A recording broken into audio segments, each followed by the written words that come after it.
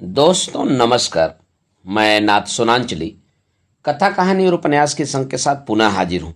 दोस्तों, इस समय हम लोग सुन रहे हैं प्रेमचंद की लिखी हुई कुछ श्रेष्ठ कहानियों का वाचन। इस कड़ी में आज लीजिए सुनिए प्रेमचंद की लिखी हुई मानसरोवर भाग 3 से कहानी माता का हृदय का वाचन मेरे अर्थात नाथ सोनांचली के स्वर में। माधवी की आंखों में सारा संसार अंधेरा हो रहा था। कोई अपना मददगार न दिखाई देता था। कहीं आशा की झलक न थी। उस निर्धन घर में वह अकेली पड़ी रोती थी और कोई आंसू पोंछने वाला न था। उसके पति को मरे हुए 22 वर्ष हो गए थे। घर में कोई संपत्ति न थी। उसने न जाने किन तकलीफों से अपने बच्चे को पाल पोसकर बड़ा किया था। वहीं जवान बेटा आज उसकी गोद से छीन लिया गया था। और छीनने वाले कौन थे? अगर मृत्यु ने छीना होता तो वह सब्र कर लेती। मौत से किसी को द्वेष नहीं होता, मगर स्वार्थियों के हाथों यह अत्याचार असह्य हो रहा था। इस घोर संताप की दशा में उसका जी रह रहकर इतना विकल हो जाता कि इसी समय चलूं और उस अत्याचारी से इसका बदला लूं जिसने उस पर यह निष्ठुर आघात किया है। मारूं या मर जाऊं, दोनों ही में संतोष हो जाएगा। कितना सुंदर, कितना होनहार बालक था। यही उसके पति की निशानी, उसके जीवन का आधार, उसकी उम्र भर की कमाई थी। वही लड़का इस वक्त जेल में पड़ा न जाने क्या क्या तकलीफें झेल रहा होगा। और उसका अपराध क्या था? कुछ नहीं। सारा मोहल्ला उस पर जान देता था। विद्यालय के अध्यापक उस पर जान देते थे। अपने बेगाने सभी तो उसे प्यार करते थे। कभी उसकी कोई शिकायत सुनने ही में नहीं आई। ऐसे बालक की माता होने पर अन्य माताएं उसे बधाई देती थीं। कैसा सज्जन, कैसा उदार, कैसा परमार्थी। खुद भूखों सो रहे, मगर क्या मजाल कि द्वार पर आने वाले अतिथि को रूखा जवाब दे। ऐसा बालक क्या इस योग्य था कि जेल में जाता? उसका अपराध यही था। वह कभी कभी सुनने वालों को अपने दुखी भाइयों का दुखड़ा सुनाया करता था। अत्याचार से पीड़ित प्राणियों की मदद के लिए हमेशा तैयार रहता था। क्या यही उसका अपराध था? दूसरों की सेवा करना भी अपराध है। किसी अतिथि को आश्रय देना भी अपराध है। इस युवक का नाम आत्मानंद था। दुर्भाग्यवश उसमें वे सभी सद्गुण थे जो जेल का द्वार खोल देते हैं। वह निर्भीक था, स्पष्टवादी था, साहसी था, स्वदेश प्रेमी था, निस्वार्थ था, कर्तव्य परायण था। जेल जाने के लिए इन्हीं गुणों की जरूरत है। स्वाधीन प्राणियों के लिए वे गुण स्वर्ग का द्वार खोल देते हैं, पराधीनों के लिए नरक के। आत्मानंद के सेवा कार्य ने, उसकी वक्रताओं ने और उसके राजनीतिक लेखों ने उसे सरकारी कर्मचारियों की नजरों में चढ़ा दिया था। सारा पुलिस विभाग नीचे से ऊपर तक उससे सतर्क रहता था। सबकी निगाहें उस पर लगी रहती थीं। आखिर जिले में एक भयंकर डाके ने उन्हें इच्छित अवसर प्रदान कर दिया। आत्मानंद के घर की तलाशी हुई। कुछ पत्र और लेख मिले जिन्हें पुलिस ने डाके का बीजक सिद्ध किया। लगभग 20 युवकों की एक टोली फांस ली गई। आत्मानंद इसका मुखिया ठहराया गया। शहादतें हुई। इस बेकारी और गिरानी के जमाने में आत्मा से ज्यादा सस्ती और कौन वस्तु हो सकती है? बेचने को और किसी के पास रह ही क्या गया है? नाम मात्र का प्रलोभन देकर अच्छी से अच्छी शहादतें मिल सकती हैं और पुलिस के हाथ पड़कर तो निकृष्ट से निकृष्ट गवाहियां भी देववाणी का महत्व प्राप्त कर लेती हैं। शहादतें मिल गईं। महीने भर तक मुकदमा चला। मुकदमा क्या चला, एक स्वांग चलता रहा और सारे अभियुक्तों को सजाएं दे दी गई। आत्मानंद को सबसे कठोर दंड मिला, 8 वर्ष का कठिन कारावास। माधवी रोज कचहरी जाती, एक कोने में बैठी सारी कार्रवाई देखा करती।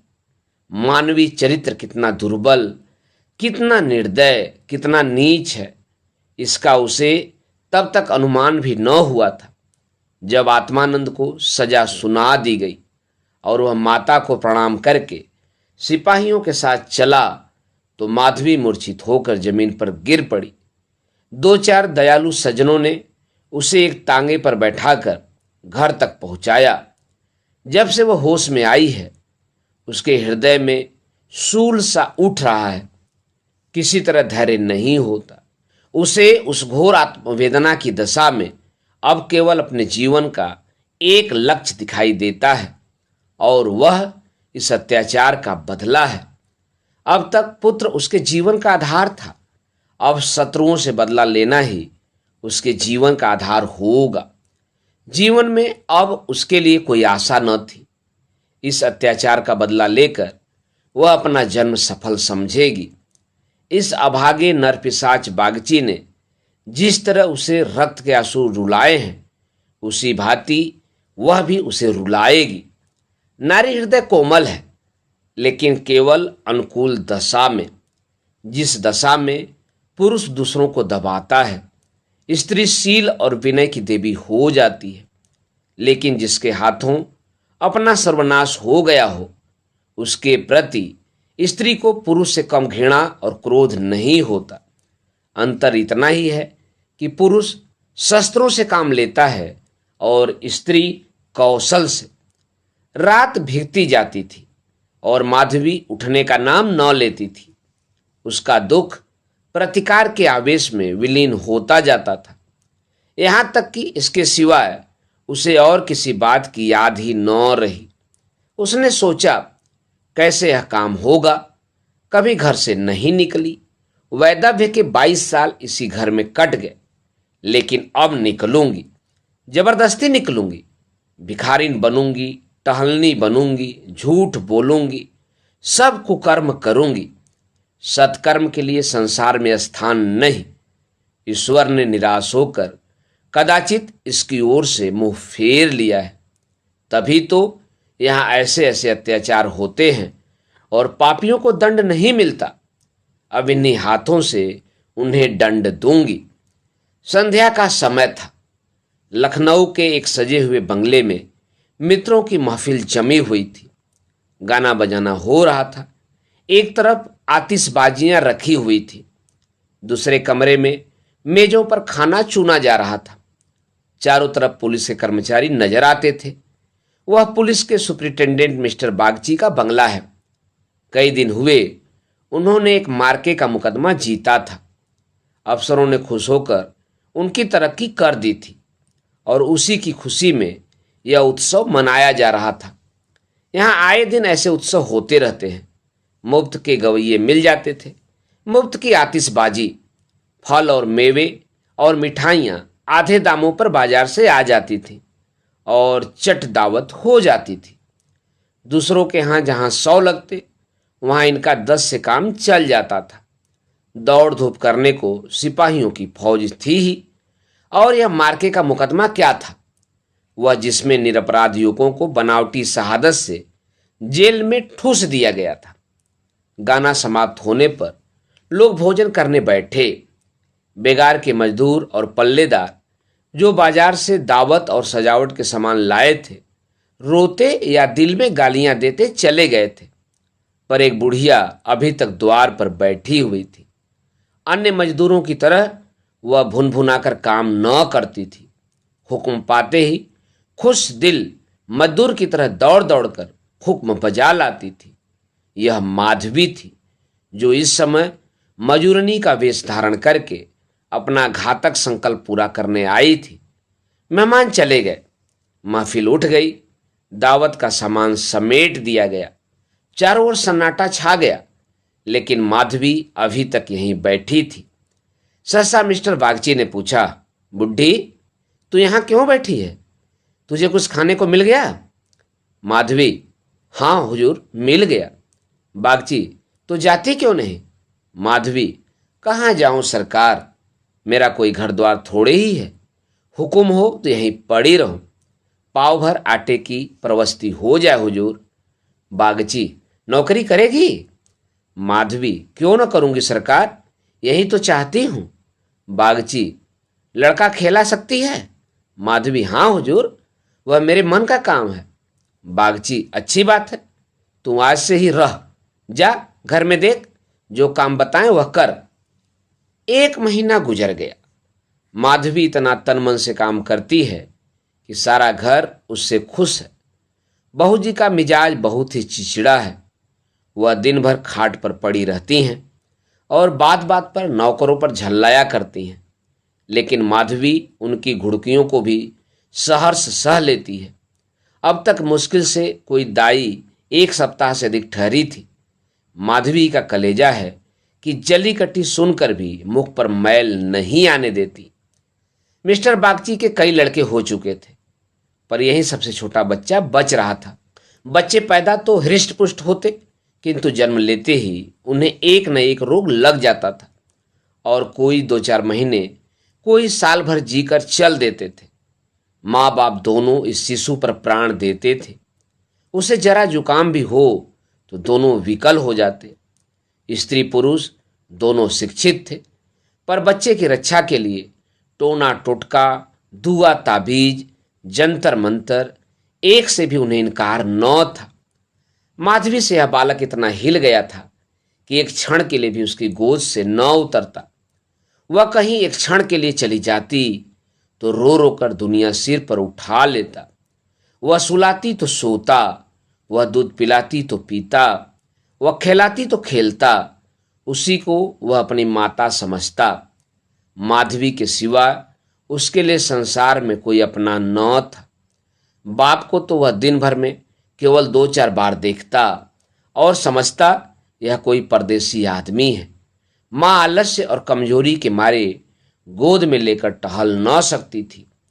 उसे वह अपनी रक्षा का भार संभालने के योग्य न समझता था और नौकर चाकर उसे गोद में लेते तो इतनी बेदर्दी से कि उसके कोमल अंगों में पीड़ा होने लगती थी। कोई उसे ऊपर उछाल देता था, यहाँ तक कि अबोध शिशु का कलेजा मुंह को आ जाता था। उन सबों से वह डरता था। केवल माधवी थी जो उसके स्वभाव को समझती थी। वह जानती थी कि कब क्या करने से बालक प्रसन्न होगा, इसीलिए बालक को भी उससे प्रेम था। माधवी ने समझा था यहाँ कंचन बरसता होगा, लेकिन उसे देखकर कितना विस्मय हुआ कि बड़ी मुश्किल से महीने का खर्च पूरा पड़ता है। नौकरों से एक एक पैसे का हिसाब लिया जाता था और बहुधा आवश्यक वस्तुएं भी टाल दी जाती थी। एक दिन माधवी ने कहा, बच्चे के लिए कोई तेज गाड़ी क्यों नहीं मंगवा देती, गोद में उसकी बाढ़ मारी जाती है। मिसेस बागची ने कुंठित होकर कहा, कहाँ से मंगवा दूं, कम से कम 50-60 रुपए में आएगी, इतने रुपए कहाँ हैं? माधवी, मालकिन, आप भी ऐसा कहती हैं? मिसेस बागची, झूठ नहीं कहती। बाबूजी की पहली स्त्री से 5 लड़कियां और हैं। सब इस समय इलाहाबाद के एक स्कूल में पढ़ रही हैं। बड़ी की उम्र 15-16 वर्ष से कम न होगी। आधा वेतन तो उधर ही चला जाता है। फिर उनकी शादी की भी तो फिक्र है। 5 के विवाह में कम से कम 25,000 लगेंगे। इतने रुपए कहाँ से आएंगे? मैं चिंता के मारे मर ही जाती हूँ। मुझे कोई दूसरी बीमारी नहीं है, केवल यही चिंता का रोग है। मिसेस बागची, बुढ़िया, ऐसी कमाई में बरकत नहीं होती। यही क्यों, सच पूछो तो इसी घूस ने हमारी दुर्गति कर रखी है। क्या जाने औरों को कैसे हजम होती है। यहाँ तो जब ऐसे रुपए आते हैं तो कोई न कोई नुकसान भी अवश्य हो जाता है। एक आता है तो 2 लेकर जाता है। बार बार मना करती हूँ, हराम की कौड़ी घर में न लाया करो, लेकिन मेरी कौन सुनता है। बात यह थी कि माधवी को बालक से स्नेह होता जाता था। उसके अमंगल की कल्पना भी वह न कर सकती थी। वह अब उसी की नींद सोती और उसी की नींद जागती थी। अपने सर्वनाश की बात याद करके एक क्षण के लिए उसे बागची पर क्रोध तो आता और घाव फिर हरा हो जाता था, पर मन पर कुत्सित भावों का आधिपत्य न था। घाव भर रहा था, केवल ठेस लगने से दर्द हो जाता था। उसमें स्वयं टीस या जलन न थी। इस परिवार पर अब उसे दया आती थी। सोचती, बेचारे यह छीन कपट न करें तो कैसे गुजर हो। लड़कियों का विवाह कहाँ से करेंगे। स्त्री को जब देखो बीमार ही रहती है। उन पर बाबूजी को एक बोतल शराब भी रोज चाहिए। यह लोग तो स्वयं अभागे हैं, जिसके घर में 5-5 कुंवारी कन्याएं हों, बालक हो होकर मर जाते हों, घरनी सदा बीमार रहती हो, स्वामी शराब का लती हो, उस पर तो यूं ही ईश्वर का कोप है। इनसे तो मैं अभागिनी ही अच्छी। दुर्बल बालकों के लिए बरसात बुरी बला है। कभी खांसी है, कभी ज्वर, कभी दस्त। जब हवा में ही शीत भरी हो तो कोई कहाँ तक बचाए। माधवी एक दिन अपने घर चली गई थी। बच्चा रोने लगा तो माँ ने एक नौकर को दिया, इसे बाहर से बहला ला। नौकर ने बाहर ले जाकर हरी हरी घास पर बैठा दिया। पानी बरस कर निकल गया था। भूमि गीली हो रही थी, कहीं कहीं पानी भी जमा हो गया था। बालक को पानी में छपके लगाने से ज्यादा प्यारा और कौन खेल हो सकता है। खूब प्रेम से उमग उमग कर पानी में लौटने लगा। नौकर बैठा और आदमियों के साथ गपशप करता रहा। इस तरह घंटों गुजर गए। बच्चे ने खूब सर्दी खाई। घर आया तो उसकी नाक बह रही थी। रात को माधवी ने आकर देखा तो बच्चा खांस रहा था। आधी रात के करीब उसके गले से खुर खुर की आवाज निकलने लगी। माधवी का कलेजा सन्न से हो गया। स्वामिनी को जगाकर बोली, देखो तो बच्चे को क्या हो गया है। क्या सर्दी वर्दी तो नहीं लग गई। हाँ, सर्दी ही तो मालूम होती है। स्वामिनी हकबकाकर उठ बैठी और बालक की खुरखुराहट सुनी तो पांव तले से जमीन निकल गई। यह भयंकर आवाज उसने कई बार सुनी थी और उसे खूब पहचानती थी। व्यग्र होकर बोली, जरा आग जलाओ, थोड़ा सा चोकर लाकर एक पोटली बनाओ, सेकने से लाभ होता है। इन नौकरों से तंग आ गई। आज कहार जरा देर के लिए बाहर ले गया था, उसी ने सर्दी में छोड़ दिया होगा। सारी रात दोनों बालक को सेकती रही।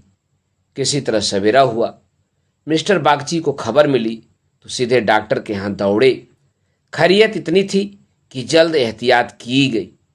3 दिन में बच्चा अच्छा हो गया, लेकिन इतना दुर्बल हो गया कि उसे देखकर डर लगता था। सच पूछो तो माधवी की तपस्या ने बालक को बचाया। माता सोती, पिता सो जाता, किंतु माधवी की आंखों में नींद न थी। खाना पीना तक भूल गई। देवताओं की मनौतियां करती थी, बच्चे की बलाएं लेती थी, बिल्कुल पागल हो गई थी। यह वही माधवी है जो अपने सर्वनाश का बदला लेने आई थी। अपकार की जगह उपकार कर रही थी। विष पिलाने आई थी, सुधा पिला रही थी। मनुष्य में देवता कितना प्रबल है। प्रातःकाल का समय था। मिस्टर बागची शिशु के झूले के पास बैठे हुए थे। स्त्री के सिर में पीड़ा हो रही थी। वहीं चारपाई पर लेटी हुई थी और माधवी समीप बैठी बच्चे के लिए गर्म दूध कर रही थी। सहसा बागची ने कहा, बुढ़ी, जब तक हम जिएंगे तुम्हारा यश गाएंगे। तुमने बच्चे को जिला लिया। स्त्री, यह देवी बनकर हमारा कष्ट निवारण करने के लिए ही आ गई। यह न होती तो न जाने क्या होता। बुढ़ी, तुमसे मेरी एक विनती है। यूं तो मरना जीना प्रारब्ध के हाथ है, लेकिन अपना अपना पौरा भी बड़ी चीज है। मैं अभाग्नि हूं। अब कि तुम्हारे ही पुण्य प्रताप से बच्चा संभल गया। मुझे डर लग रहा है कि ईश्वर इसे हमारे हाथ से छीन न ले। सच कहती हूं बुढ़ी, मुझे इसको गोद में लेते डर लगता है। इसे तुम आज से अपना बच्चा समझो। तुम्हारा होकर शायद बच जाए। हम अभागे हैं। हमारा होकर इस पर कोई न कोई संकट आता रहेगा। आज से तुम इसकी माता हो जाओ। तुम इसे अपने घर ले जाओ, जहां चाहे ले जाओ। तुम्हारी गोद में देकर मुझे फिर कोई चिंता न रहेगी।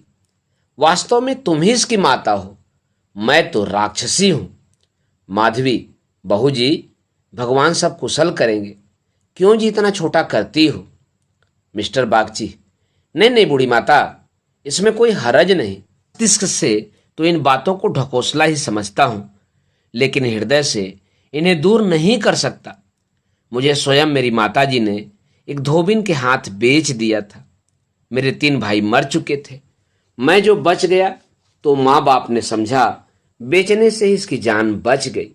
तुम इस शिशु को पालो पोसो, इसे अपना पुत्र समझो, खर्च हम बराबर देते रहेंगे, इसकी कोई चिंता मत करना। कभी कभी जब हमारा जी चाहेगा आकर देख लिया करेंगे। हमें विश्वास है कि तुम इसकी रक्षा हम लोगों से कहीं अच्छी तरह कर सकती हो। मैं कुकर्मी हूं, जिस पेशे में हूं उसमें कुकर्म किए बगैर नहीं काम चल सकता। झूठी शहादतें बनानी ही पड़ती हैं, निरपराधों को फंसाना ही पड़ता है। आत्मा इतनी दुर्बल हो गई है कि प्रलोभन में पड़ ही जाता हूं। जानता हूं कि बुराई का फल बुरा ही होता है, पर परिस्थिति से मजबूर हूं। अगर न करूं तो आज नालायक बनाकर निकाल दिया जाऊं। अंग्रेज हजारों भूले करे, कोई नहीं पूछता। हिंदुस्तानी एक भूल भी कर बैठे तो सारे अफसर उसके सिर हो जाते हैं। हिंदुस्तानियों को तो कोई बड़ा पद न मिले वही अच्छा, पद पाकर तो उनकी आत्मा का पतन हो जाता है। उनको हिंदुस्तानियत का दोष मिटाने के लिए कितनी ही ऐसी बातें करनी पड़ती हैं जिनका अंग्रेज के दिल में कभी ख्याल ही पैदा नहीं हो सकता। तो बोलो, स्वीकार करती हो? माधवी गदगद होकर बोली, बाबूजी, आपकी इच्छा है तो मुझसे भी जो कुछ बन पड़ेगा आपकी सेवा कर दूंगी। भगवान बालक को अमर करे, मेरी तो उनसे ही विनती है। माधवी को ऐसा मालूम हो रहा था कि स्वर्ग के द्वार खुले हैं और स्वर्ग की देवियां आंचल फैला फैला कर आशीर्वाद दे रही है। मानो उसके अंतःस्थल में प्रकाश की लहरें सी उठ रही हैं। इस स्नेह में सेवा में कितनी शांति थी। बालक अभी तक चादर ओढ़े सो रहा था। माधवी ने दूध गर्म हो जाने पर उसे झूले पर से उठाया तो चिल्ला पड़ी। बालक की देह ठंडी हो गई थी और मुंह पर पीलापन आ गया था, जिसे देखकर कलेजा हिल जाता है, कंठ से आह निकल जाती है और आंखों से आंसू बहने लगते हैं। जिसने उसे एक बार देखा है फिर कभी नहीं भूल सकता। माधवी ने शिशु को गोद से चिपटा लिया, हालांकि नीचे उतार देना चाहिए था। कोहराम मच गया। मां बच्चे को गले से लगाए रोती थी, पर उसे जमीन पर न सुलाती थी। क्या बातें हो रही थी और क्या हो गया। मौत को धोखा देने में आनंद आता है, वह उस वक्त कभी नहीं आती जब लोग उसकी राह देखते हैं। रोगी जब संभल जाता है, जब वह पथ्य लेने लगता है, उठने बैठने लगता है, घर भर खुशियां मनाने लगता है, सबको विश्वास हो जाता है कि संकट टल गया। उस वक्त घात में बैठी हुई मौत सिर पर आ जाती है। यही उसकी निष्ठुर लीला है। आशाओं के बाग लगाने में हम कितने कुशल हैं। यहाँ हम रक्त के बीज बोकर सुधा के फल खाते हैं, अग्नि से पौधों को सींचकर शीतल छांव में बैठते हैं। हाय मंद बुद्धि, दिन भर मातम होता रहा। बाप रोता था, माँ तड़पती थी और माधवी बारी बारी से दोनों को समझाती थी। यदि अपने प्राण देकर वह बालक को जिला सकती तो इस समय अपना धन्य भाग समझती। वह हित का संकल्प करके यहाँ आई थी और आज जब उसकी मनोकामना पूरी हो गई और उसे खुशी से फूला न समाना चाहिए था, उसे उससे कहीं घोर पीड़ा हो रही थी, जो अपने पुत्र की जेल यात्रा से हुई थी। रुलाने आई थी और खुद रोती जा रही थी। माता का हृदय दया का आगार है। उसे जलाओ तो उसमें दया की ही सुगंध निकलती है, पीसो तो दया का ही रस निकलता है। वह देवी है। विपत्ति की क्रूर लीलाएं भी उस स्वच्छंद निर्मल स्रोत को मलिन नहीं कर सकती। दोस्तों, अभी आप सुन रहे थे प्रेमचंद की लिखी हुई मानसरोवर भाग 3 से कहानी माता का हृदय का वाचन, मेरे अर्थात नाथ सोनांचली के स्वर में।